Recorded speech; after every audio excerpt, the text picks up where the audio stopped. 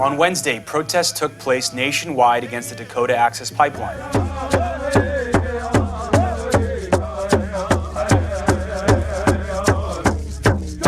As thousands of activists and veterans say they're returning to Standing Rock to prepare to block its completion. And capitalism.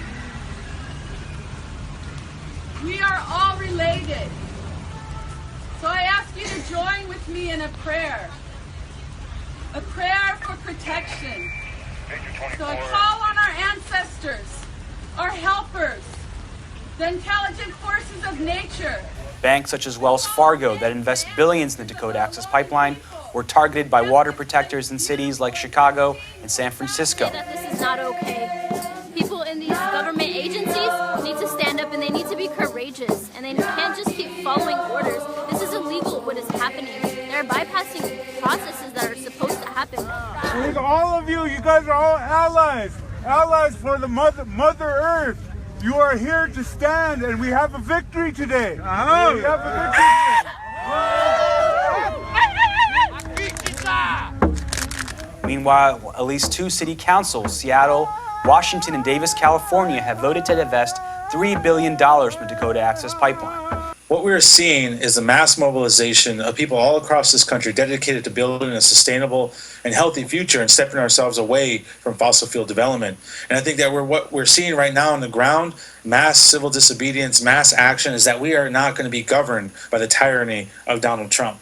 Donald Trump continues to threaten our ability as Indigenous peoples to self-determine for ourselves, our future, our lives, our body, our water, our land, and we're going to say no more. As long as Donald Trump continues to try to push this pipeline across our lands, we're going to rise up in resistance, and we're asking our allies all across the country to rise with Standing Rock, stand in solidarity, and shut this system down. Protests were also held in New York, Washington, D.C., Annapolis, among other cities. The $3.8 billion, 1,100-mile pipeline has been opposed by the largest Native American convergence in over a century, who, along with allies, helped President Obama to push it to delay its construction and request an environmental impact study.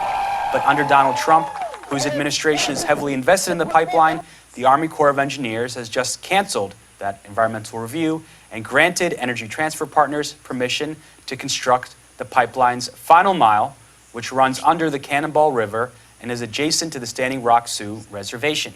They say it threatens their water supply and sacred sites. The pipeline was originally to run through Bismarck, North Dakota, but after public outcry, the route was changed. Donald Trump recently said he hasn't heard from anyone upset at the pipeline's approval and said it will bring badly needed jobs. I don't even think it was controversial. You know, I proved them. I haven't even heard. I haven't had one call from anybody saying, oh, that was a terrible thing you did. I haven't had one call. You know, usually if I do something, it's like bedlam, right? I haven't had one call from anybody. And, you know, we've got a lot of jobs. In the Keystone case, we have potentially 32,000 jobs almost immediately. And then, as you know, I did the Dakota pipeline.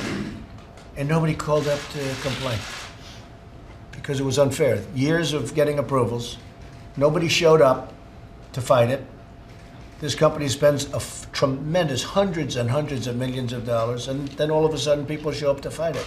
It's not fair to our companies, and I think everyone's going to be happy in the end. On Wednesday, former Interior Secretary Sally Jewell said in an interview that the Army Corps of Engineers was reneging on its commitment to other federal agencies and, most importantly, tribal leaders to conduct an environmental review of the Dakota Access Pipeline. That's reported by the Washington Post.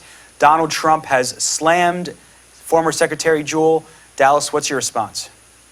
Donald Trump's a fucking idiot. If he's going to believe that our voices are going to be silent through this entire matter, then he's got something coming to him. We as Indigenous peoples have been fighting colonialism, imperialism for over 500 years, and we're not going to stop now. And we're not going to stop now. This fight will continue to go on.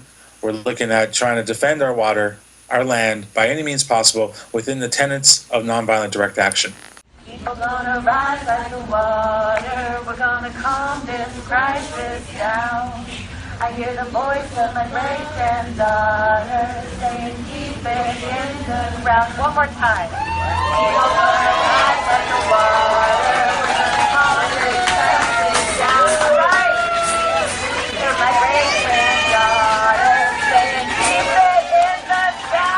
what started out as just 20 people in the middle of a prairie and a grassroots fight against a multi-billion-dollar corporation has now developed into millions of people taking to the streets, speaking up and just telling their story about why it's important for us to protect the water, to defend the sacred. And that fight doesn't end now. We keep on moving ahead. We keep on pushing. We keep on using our power as people to affect lasting change.